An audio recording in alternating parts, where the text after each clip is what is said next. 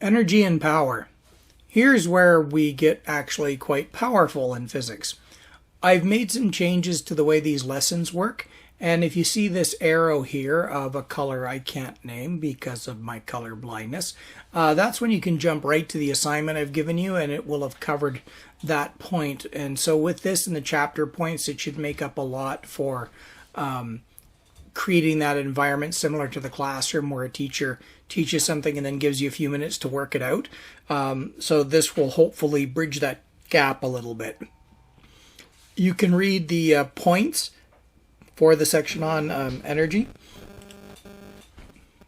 In its simplest form, energy is the ability to do work, which is a definition that helps nothing.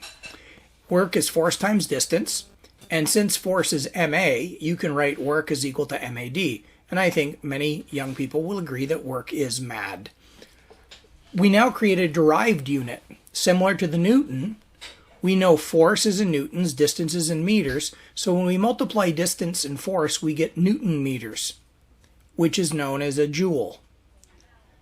We have to try to get the joule to the point it's sitting in our brains like the meter and the kilogram, where you have a gut feel for it. And so my examples are going to try to bring the value of energy to a gut level.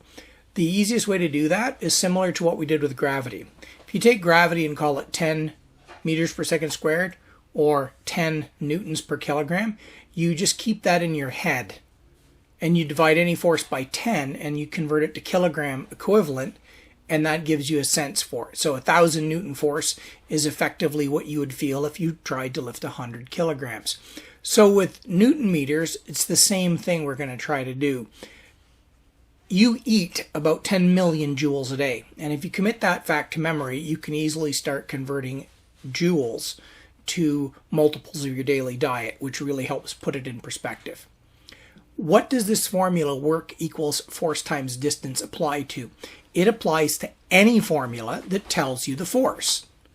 So any force capable of moving an object, well, we mean accelerating an object, right?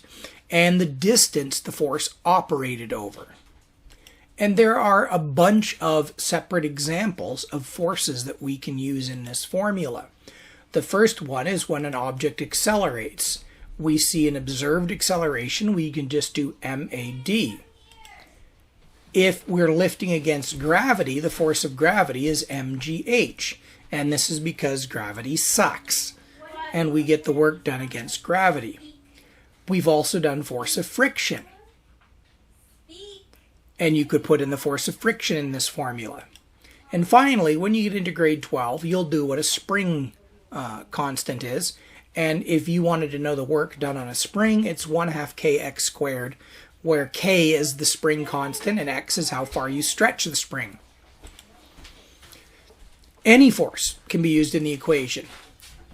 Let's say we take the Honda Odyssey from our previous unit, and if you recall, it had a mass of 2,060 kilograms, and it can accelerate from 0 to 100 kilometers an hour in 8 seconds. Let's calculate the energy that was required to bring it to that speed. We are going to calculate work is equal to force times distance for the vehicle. So we must calculate two things first. Distance is easy. Distance is V average T. Shove it into that formula. Why use the quadratic if you don't have to? And we get around 120 meters if I rounded my speed to 30. Force is m times a, so we have to calculate acceleration. And acceleration is delta V over delta T. 30 meters a second divided by 8 seconds, we get 3 3/4 meters per second squared. Now we put the two together. We put in the value of acceleration, and we get the force that the car engine exerted. Compute work, we simply take our two calculated values, the distance and the force, combine them, and we get about 927,000 joules, which typically you would write as 927 kilojoules, or even 0.927 million, or megajoules. The definition of work is force times distance. If it's gravity, then it's a real simple substitution. It's not even really worth considering it to be a new formula. It's just a direct consequence of this work is equal to force times distance. Work is equal to MAD when you expand force, and if it's in a gravitational field, then the acceleration is the acceleration due to gravity. There are not three formulas here. It's just the expansion of the first one only. We use a small letter p for potential. Different textbooks will write EP, EPG. It's the potential energy due to gravity is MGH. Sometimes they'll write it mg delta H. And that occurs if you're not starting from zero altitude. You're changing, say, from 30 meters up a cliff to 80 meters up the cliff. But it's the same formula. I found, personally, the deltas confused me when I was your age, and I prefer not to see them, but they're in there. A tape measure has two ends, right? You need to use the start and the finish. Most of the time you start at zero. But sometimes you get a tape measure or ruler that's been chafed and you can't read the initial digits on it. So you span the digits and subtract. If you can't reset your watch to start at zero time and you're timing something, you go, gosh, it started at 12:15, it's 12:28, I subtract. So these deltas, don't make a big deal about them. They're implied most of the time.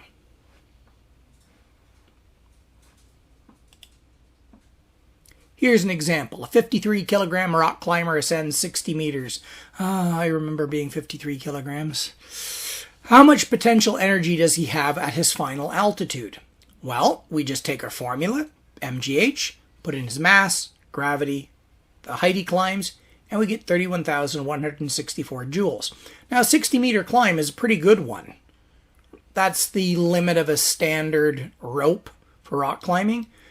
So you burn 31 kilojoules climbing the cliff, or you have that much energy up there. So if you jumped off and landed on somebody, you would give them 31,000 joules when you hit. What does 31,000 joules feel like? Well, jump off that cliff and do a face plant into the pavement, and you will feel 31,000 joules. It's gonna leave a mark. Energy you burn versus the work you do. There's a common misconception that can be made much worse by poor grammar, and unfortunately you only need one writing course at university, which explains why so many textbooks are so badly written.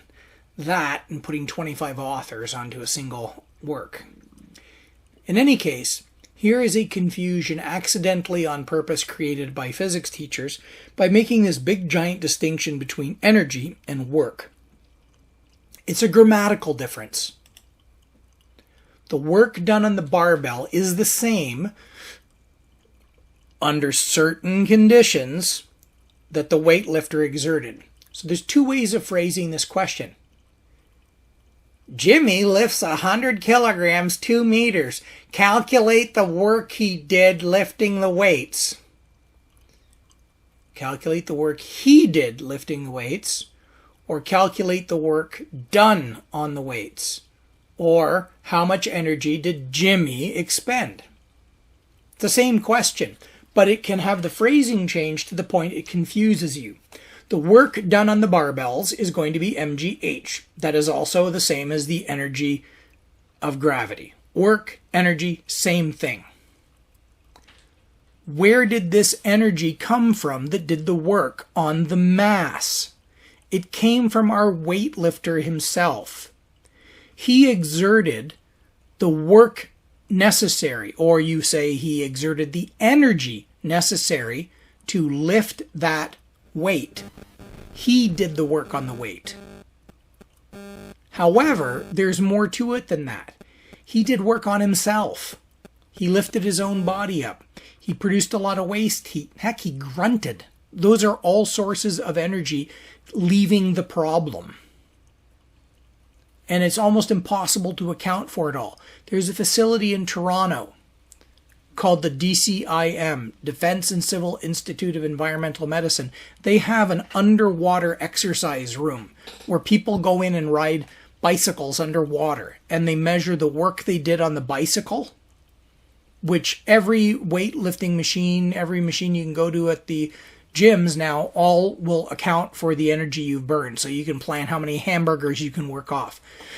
They get what the machine said you did, and then they look for the missing work by how much the diver heated the water while they were in it. They even measure the heat on the exhaust gases from the diver, both ends. And they can try to account for all this missing energy. We are not going to be bookkeeping that. We just want to know how much work was done on the barbells. So we say how much work was done on the barbells. You've lifted it over your head. How do you know there's energy stored there? Drop them on your foot. They're going to hurt a lot more than when they were down by your ankles. And we assume that this all came from the weightlifter without any waste. If we try to include the waste, we'll be jumping right into like fourth year university stuff. So don't overthink this one. The work done on the weights is the same as the energy released by the weightlifter. They're the same thing. A bowler lifts the bowling ball 1 meter from the ground. The bowling ball has a mass of 5 kilograms.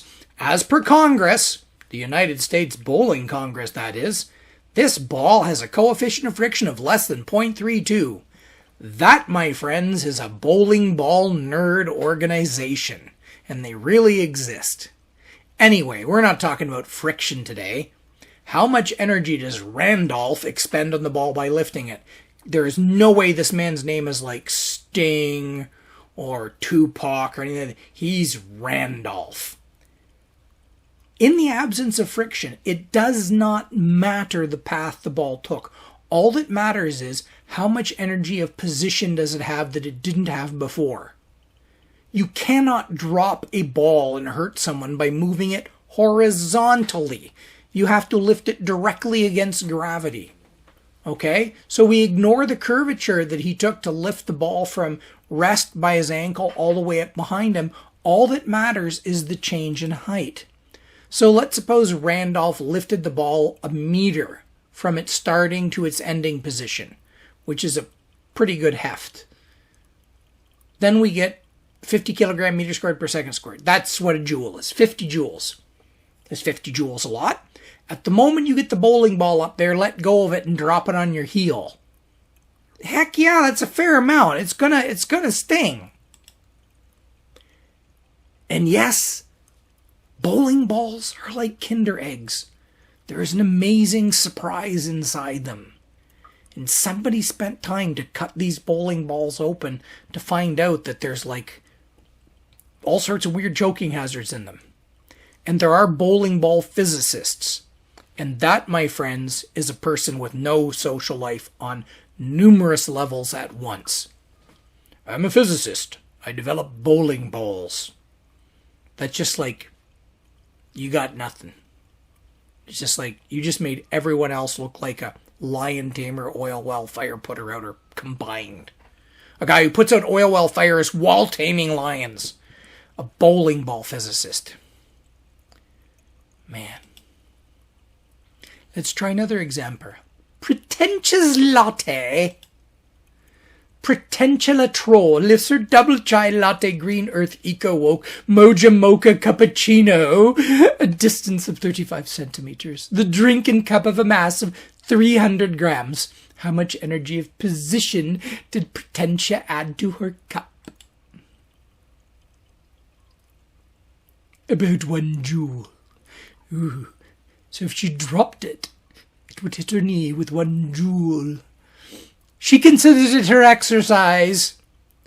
But considering sugar has an energy density of 15,000 joules in every gram, Pretentia better do some serious reps on that coffee cup if she wants to work off her double chai latte green earth eco woke mocha mocha cappuccino.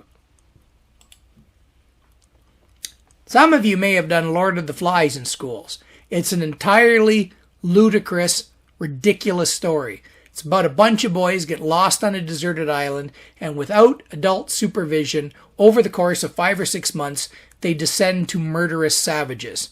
It is so unrealistic. Anybody who has watched Kindergarten Recess knows that unattended children only need about 5 minutes before they start slaughtering each other. So anyway, There's one character with a highly inappropriate nickname, Piggy. And Piggy gets killed when boys dump a boulder on him. If the boulder has a mass of 80 kilograms and falls a distance of 25 meters, calculate the energy that the porcine moniker child's cranium is subjected to. Well, it's just like pretentious latte, except it's fatal. 80 times 25 times 10. Newtons per kilogram, remember, is another civilized way of writing meters per second squared. And we get about 2,000 Newton meters, which is 2,000 joules. Okay, so 2,000 joules doesn't seem like a lot, but that would be a boulder of 80 kilograms falling 25 meters onto your head. It's goodbye. Another way of writing it is kilograms meters squared per second squared. Isn't it nicer to bundle them and just call it a joule? Now, food energy. This is a really good exercise for trying to put things in perspective.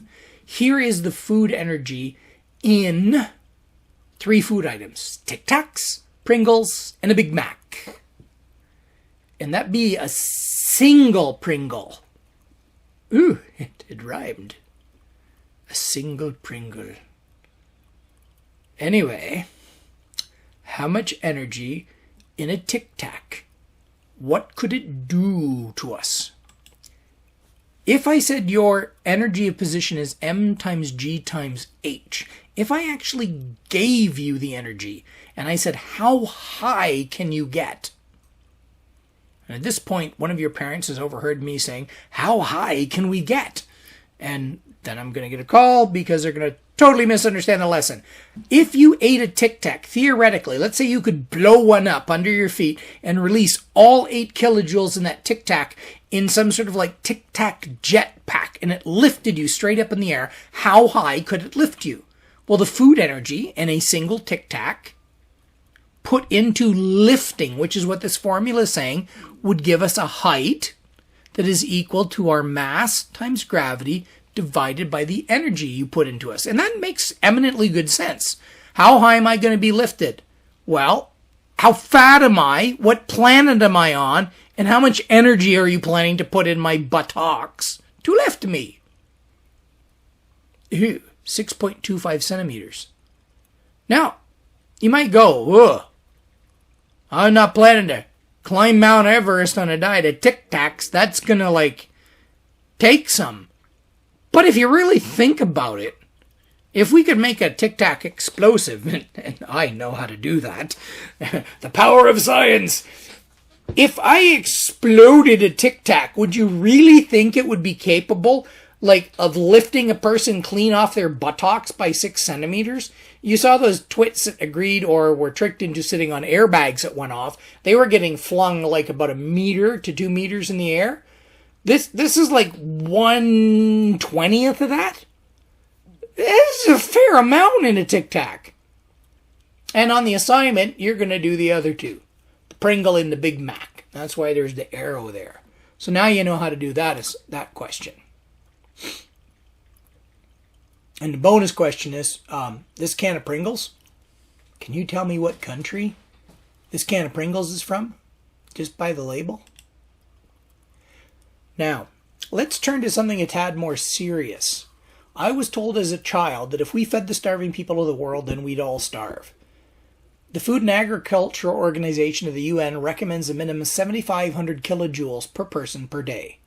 If we shared our food supply with Ethiopia, what would our combined energy consumption per person be? So rather than going, there's not enough food to go around, we'll all starve. What would happen if Canada decided to share its food with Ethiopia? Well, there's 38 million of us and 110 million Ethiopians. The average Canadian eats 14,770,000 joules per day. It's gone up. It was 11 at the start of my career. That's almost a 30% increase in food over my adult lifespan. And unfortunately, I'm responsible for all of it. I really got to trim down the ice cream. The average Ethiopian is only eating 8,000 kilojoules per day. So the average Ethiopian is only eating about half of what the average Canadian is, and they're getting dangerously close to that 7,500. So how could we do an aggregate combined if we put Canada and Ethiopia in one country and we shared our food supply? I'm going to round these numbers out, turn them to megajoules to make them a bit more civilized. There they are as megajoules now. The best way to do this when we combine and make a grand total and use scientific notation, or even better, throw away the unneeded digits, because if we are doing ratios, it just doesn't matter. If you're comparing 10 to 100, it's the same as comparing 1 to 10. So in any problem where you're doing a ratio comparison, you can start lopping off zeros, as many as you want, as long as you do it to both numbers. So Ethiopia, 110 million people. I just boom, took away 6 zeros, and I took away 6 zeros on Canada. So there's Ethiopia's population, here's Canada, and I took the diet of the average Ethiopian and I multiplied it. And we're getting 820 total energy in that nation per day, and Canada comes out to 562 when we multiply population by energy per person, right? Energy per person times the population will be the total energy per day. But I've dropped 6 zeros off both numbers because we don't care. Let's add them up. The combined population of Ethiopia is 148 million, and the combined energy total is 1382. Let's compute a new average for Ethiopia, or Caniopia, whatever you want to call this country. We take our total energy divided by our new population, and we get 9.3 kilojoules per person. So, Canada, 38 million of us, are fat enough that we could share our food supply with Ethiopia, and we would increase the Ethiopians' food supply a bit, but we really trash ours. So it's borderline. It would not be easy, but it would be healthy for us. So we can look at these and start to see, is it true? Was this belief system true? And we're going to try this together as a class to see if we can put this numbers in perspective, and showing you how this conceited opinions people have. And by conceited, I don't mean arrogant. I mean, they just start off, there's not enough food to go around. That's a conceit. You have no evidence of that. We want evidence. Now let's take another country, Eritrea. How much food would you have to skip if we shared our food supply with Eritrea, which is one of the poorest countries in the world for diet? There's only 6 million Eritreans. At 6650 kilojoules per person per day, they're starving. Now, compute how many megajoules of food a day you would lose and turn that into a percentage and an illuminating example. For instance, I would need to skip 1 Big Mac a day. Can you do what I just did with Ethiopia and Canada for Eritrea and come out with a combined food intake if we actually shared our food with them? And for a person to understand, could you make it an illuminating example? Meaning, this was what it would look like on your dinner plate, what you're going to be dealing without. Whether you think that's acceptable or not to share is none of my business. That's your belief. But what I want to see is, can you do the numbers to actually back up something with a little investigation? So let's see. Eritrea, 6 million people times their diet is equal to 40. Canada, its total is 38 times 14.8, 562. We combine the two populations and we combine the total energy, and we get 44 million people are going to share this 602 energy budget. Why am I not saying kilojoules, megajoules? Because it isn't really a total anymore, because it's 6.7, like this is the number 6 million and this is 6,700 something. This is just a contraction of those numbers. So the per capita consumption in Eritrea or Eritrea would be 13.7 kilojoules per person. So with Ethiopia, if we shared our food with Ethiopia, we'd be on the edge of starvation in Canada. But Canada could easily share our food with Eritrea and make 6 million people fantastically. We would double their food intake. And the average Canadian, we'd lose 1 megajoule a day out of 14. You'd lose 8% of your dinner or of your meals. Now, what would that be? What would 1 megajoule be in terms of food? Could you create an example and actually put some pictures and go, this is what we're talking about skipping per day? Doesn't mean you agree to do it. It just means, really, would we starve? So the question is, what's more important to do this example with, Eritrea or Ethiopia? What I've shown you is you can load the deck. You can actually choose your example to support what you've already decided. So a person who is highly right-wing would give you an example calculation of Ethiopia and Canada and go, see, we'd all starve. But a person who's leaning highly politically left and wants to share food would pick Eritrea as their example, and they would be able to generate it would be easy to save them. And so even the facts can be distorted. So there's only one way to really answer this question. We got to do them all. We have to take all of the countries and put together their food intake and see, really, what would it be if all of planet Earth shared its food with everyone else? Would we all starve? Would we all survive? And what we're going to do is in blocks of 13. And you can watch that now to see how that would actually work. And we can answer this question using real data. And between the 13 of us, 14 including me, we can do all 167 countries in probably half an hour. And I'm going to show you how we're going to do it on a spreadsheet and actually answer this question with evidence, not with a conceit.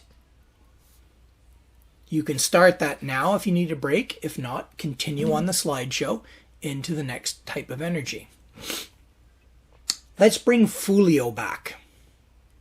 One problem about energy of position is, where are you measuring it from? So we have two people looking at Fulio climbing that height, H2. Who do we measure the energy from? What are we going to see? Well, it turns out you're going to see the same energy change either from the girl at H1 or the girl at H3, because Fulio climbs from altitude H1 to H2. That's his initial to final change in position. Both girls will see that. Both girls will measure the same change in energy from observation, even though it is a positive energy change from the girl at H1 and it's a negative energy change still from the girl at H3. So Fulio has increased his energy by mg delta H from either person's perspective. The girl at the top sees the same change even though his total energy is still negative compared to her position. What happens when we don't use the delta H? Then typically we're talking, we measure it from sea level. And that would be calling his absolute energy. And very often in problems they might use H naught, as they call it, to write down the potential energy when you start with a 0 initial height. Now, if he's going to finish climbing to the girl, he's got this little bit of energy left, which would be mg H3 minus H2 would be his change in height. Kinetic energy, this is the energy due to our velocity. There's a proof for it that you will not be tested on, but proving new formulas is something you should start getting good at if you want to keep on taking physics, because it turns into a lot of what you did in grade 10 math. rearranging formulas and solving for different variables. Let's show you how quick it is to get to kinetic energy. You write out what work is, force times distance. You expand it into mass times acceleration times distance. Then, after we do that, we separate out the A and the D, and we want to write them in terms of other variables. This is the substitution out, the stuff you did to death in grade 10. Acceleration is delta V over T. Distance can be written as d average T. You expand these two formulas into this, and then this MAD, the A and D part, will now expand into this nightmare here. And you may have remembered something called difference of squares. You've done x plus y and an x plus y, and you get your x squared plus 2xy plus y squared. Have you done x minus y times x plus y? That's your difference of squares, and it will come out as this, vf squared minus vi squared. And typically, you're starting from rest, so there is no initial speed at all. And this collapses to this formula. The energy you have because you are traveling with speed is 1/2 your mass times your speed squared. And that is the proof for it that normally we do in about 15 to 20 minutes in class by the teacher leading you through the steps. And with Thanksgiving, I don't think we have time for that. You can try it yourself to prove it that this actually works. What's the difference in these two formulas? Nothing. Just one of them is dealing with a non-zero starting speed. I have no real interest in doing problems like that for the most part in the time we have. I would like some of you, though, to tell me if what I wrote at the final step on this problem, is that true? Is delta V squared the same as delta V? Everything squared. You don't have to try it. So let's go back to our minivan. What energy of motion is in our minivan? At full highway speed, that's the correct highway speed. That's the mass of the minivan. And there we go. You get 80,000 joules. Now, I've rounded twice. I took this, I put it to 28, and then what the heck, I did it with 30, I think. Who cares? Right? Did I round, did I not? I don't remember at this point. But, hey, on the test, you put a little wiggle for me that you've rounded. I'm happy as a clam. All right? In an earlier calculation, I got 927 because I rounded even more severely with gravity there. Now here's where you're going to get into some problems on your assignment sheet. A BMW 507 has a maximum speed of 196 kilometers and a curb weight of 1,350 kilograms. Calculate the kinetic energy of the BMW. I'll do that on the next slide. A German Tiger tank had a mass of 57 tons. Tons with an ES means metric tons, which means 57,000 kilograms. The Tiger tank could travel as fast as 45 kilometers an hour, and it had a Kampfwagenkanone gun that fired a 7.3 kilogram shell at a muzzle velocity of 930 meters a second. The range of this tank was about 100 kilometers, and 1,350 tanks were built. And you can see the cost per tank. That is in 1942 dollars, and I adjusted it. I converted from German Reichmarks to US dollars. So the comparison in price of the German versus the American tank is, I converted those figures myself, so those are comparable numbers.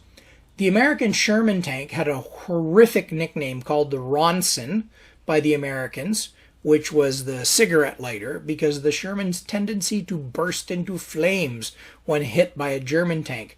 The Germans had named it the Tommy Cooker. The Sherman tank was 35 tons as median. It had a lot of variations. and a Vmax of 45 kilometers an hour. Its main cannon fired a 6.76 kilogram shell at 625 meters per second. So the German gun was 7.3 kilograms with 930 meters a second velocity, and the American was almost a kilogram lighter and 625 meters a second. The tank could drive up to 240 kilometers, and almost 50,000 of them were built during World War II. What I'm going to ask you in the assignment is to tell me what total kinetic energy those two cannons had on those two different tanks. 3 examples. I took away the pictures. A BMW 507 had a maximum speed of 196 kilometers per hour and a curb weight of 350 kilograms. Putting this into the kinetic energy formula, we get 54 meters per second is 196 kilometers an hour converted. This leaves us with 2 megajoules to get the vehicle up to speed. So if you were struck by a BMW 507 at its maximum speed and it stopped completely because of hitting you, you would have 2 megajoules of impact energy transferred to you. Now the Tiger tank has a mass of 57 tons. So you'd assume that the kinetic energy of the Tiger tank at full speed is going to be enormous. So we take the same formula, we put in our figures for the Tiger tank, and we get an answer of 4 megajoules? That freaking giant tank would only have twice the impact power, despite being like, what, 1350 into 57,000? It's like 40 times the weight of the car. What about the Sherman tank? At 35 tons, it must have a huge kinetic energy too. And once again, we're struck with 3 megajoules. So a BMW at full speed has like 2/3 of the hitting power of a Sherman tank from World War II and half the hitting power of a Tiger tank. Now we're talking ramming the vehicle into something, not cannon. Why is that? Why are these tanks not have that much more kinetic energy than a car, despite having an enormous higher mass? What's causing this seemingly nonsensical answer? Do you see it? Why there's not as much kinetic energy in those tanks as you might think, because of the sheer appearance of these monstrous vehicles. What is dominating this solution? What is more responsible for the energy value in this equation? Is it the mass or is it the velocity? If you increase the mass, the energy goes up. But if you increase the velocity, the energy goes up by the power of 2. This is not exponential. A lot of people say exponentially. It's really what we call parabolically. If you double the speed, the energy will climb by twice the speed squared, or 4. So this equation is exquisitely more sensitive to velocity. Doubling your speed requires 4 times the energy. Tripling your speed would be triple times triple, 9 times more energy. If you try to increase your speed by a factor of 8, it would be 8 squared, 64 times the energy that you had before. But if you double your mass, you just need twice as much energy. A simple way to check a formula without getting into advanced math is just shove some numbers in and see what happens. This is very easy to do without a lot of fancy algebra. So you go, I'm going to pretend I have an object of mass 1 and speed 1, and I'm going to calculate its kinetic energy. I get a half. So I'm just like curious. I'm going to stick in twice as much for the mass now. Ah, my answer. Yeah, it went up. Okay. I started with a half. And I should have 1. I've got a typo here. It should say 1. And then you try it again with the other one, and you get 4.